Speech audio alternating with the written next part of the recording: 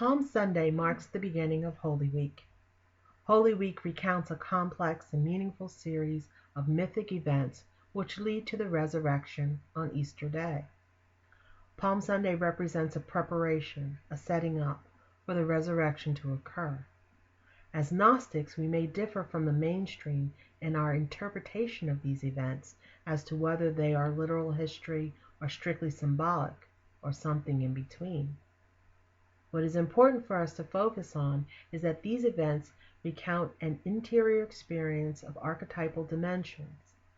It does not matter if the events of Holy Week are historical or purely mythical, they have a deep and archetypal meaning to the Gnostic soul. The series of events in Holy Week, beginning with Palm Sunday, describe the process of our own apotheosis and psychological transformation. Blind belief in historical events is not going to transform us. We must cultivate an experience of this archetypal reality. For this reason, we celebrate Palm Sunday not as a commemoration of an historical event, but as an archetypal mystery, another step in the process of psychological and spiritual transformation.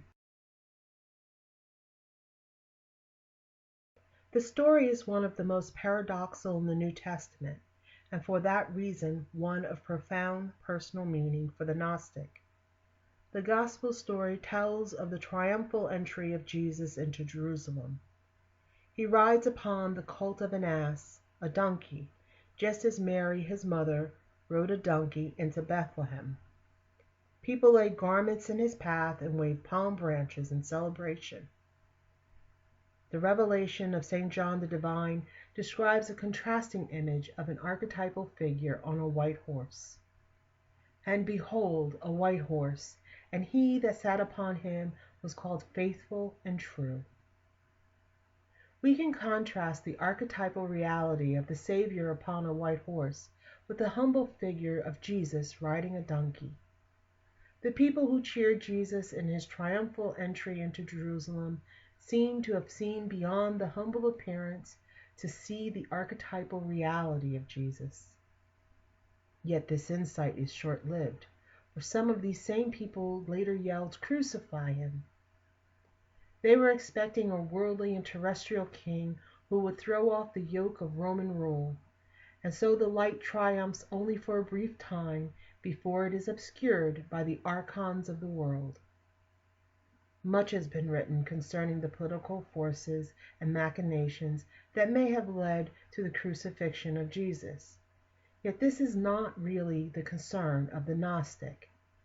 Our concern is with what this contrasting of archetypal and terrestrial images, of spiritual insight and worldly expectation, might mean to us in our present situation as Gnostics in the world.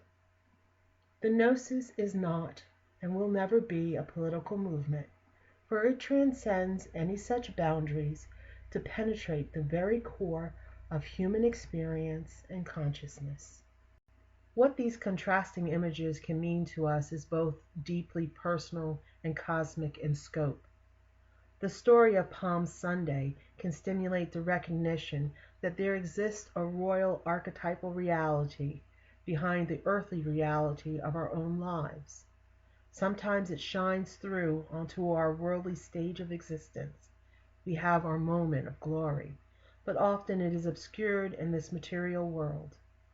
We often suffer revilement and condemnation when we do not meet others' worldly expectations. The palm branches that we receive on Palm Sunday might therefore represent the recognition of our own and each other's triumphal light and royal spiritual heritage. The triumph of the light before its obscuration is an expression of divine, royal selfhood within each one of us that is so powerfully obscured by mundane and conventional reality. There are times when we want so badly for that light to shine out of us, for it to be recognized by the world. When the only vehicle for expression is the ego personality, our strivings to be seen are usually in vain. Personality actually comes from the Greek persona, meaning mask. While in this terrestrial incarnation We are like the Count of Monte Cristo and the Man in the Iron Mask. Our behavioral gyrations and efforts to have others recognize our light only serve to convince them that we are egotists, madmen, or charlatans. Often we create a false glamour that is not our true self. We put on an entertaining song and dance act. We live a lie and shine forth a false light. Or we simply forget about our light and live our lives as if it had never been. When we are not anxiously attempting to show forth our light, we are often acting in fear of the consequences of letting our light shine. We either turn down our light or turn it off completely, so that we might pass unseen through this world.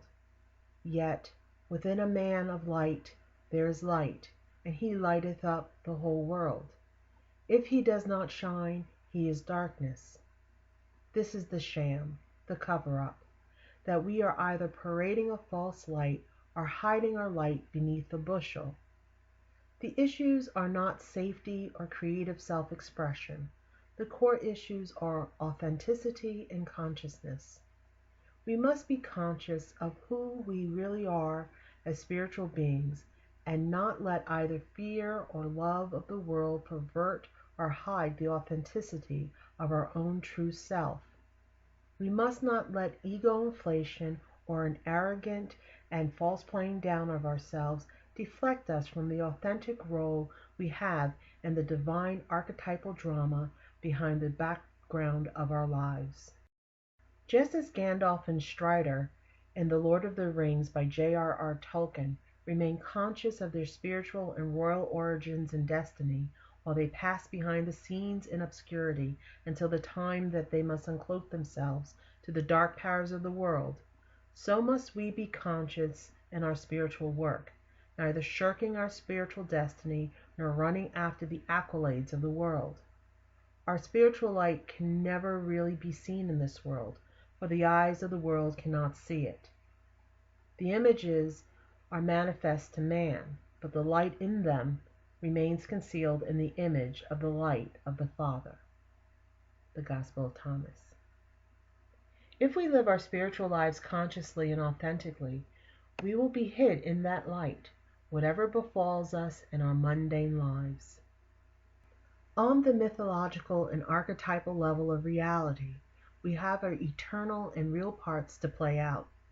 Behind the appearances and scenes of our mundane lives, we participate in the mystical and archetypal play of cosmic dimensions. Occasionally, we recognize each other for the parts we play in the divine drama. Yet even beyond this, we are archetypal and royal beings with the capacity to enter that realm of consciousness where we are flames of the divine light, dwelling together in love and unity, embracing and merging without physical touching or separation of flesh.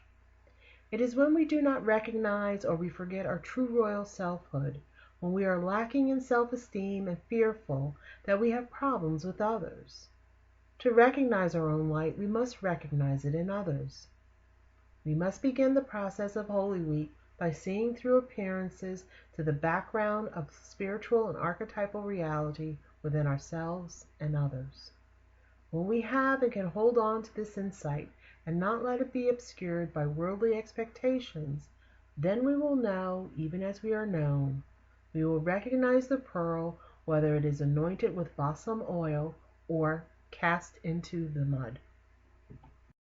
Yet this recognition brings with it a great sorrow. It is as if we, as some extraterrestrial explorers, had to leave some of our closest kin upon some far-flung outpost of the universe until we could return for them. When we returned for them, they did not remember that they were alien to this world, or that they were kin to another race. All our efforts to remind them brought criticism, scorn, or ridicule. Sometimes at their hands we were even put to death. It is not to be taken literally, but simply another story by which we may grasp the existential and paradoxical reality of our worldly existence. By remembering who we are and becoming authentically translucent to that reality, we can serve to remind others of who they are and from whence they have originated as well. The message of Palm Sunday is the recognition that we can become authentically translucent to our interior light of being, which shining outward allows us to see through the worldly and temporal reality to the internal things that are truly real. In the collect for Palm Sunday, the archetypal self is invoked as Aleph the first and Tav the last, the beginning and the end, another paradox. In the same paradoxal fashion, this translucency to the light is symbolized in the beginning and the ending of our terrestrial life. At the moment of birth and the moment of death, it is reported the skin takes on a strange translucency, as if to give visibility to an invisible and interior light. The young and the old are also closer to this archetypal reality. The old have had a whole lifetime to remind them, and the young have not had as much time to forget. The traditional hymn for Palm Sunday includes the refrain, "To whom the lips of children made loud hosannas ring." Children often recognize the archetypal reality of themselves and others. They have not had as much time to forget the spiritual and imaginative dimension of life. The world and other people are more translucent to them. For this reason, those who are awakened to Gnostic insight are sometimes referred to as little ones. So we, by becoming more authentically translucent to the light within, may become more like little ones. We can see through the false facade of the world. We can see the archetypal dramas played out. We can see the true royal selfhood in all of us. We can know ourselves as part of a greater consciousness, who is truly King of Kings and Lord of Lords, who is called faithful and true.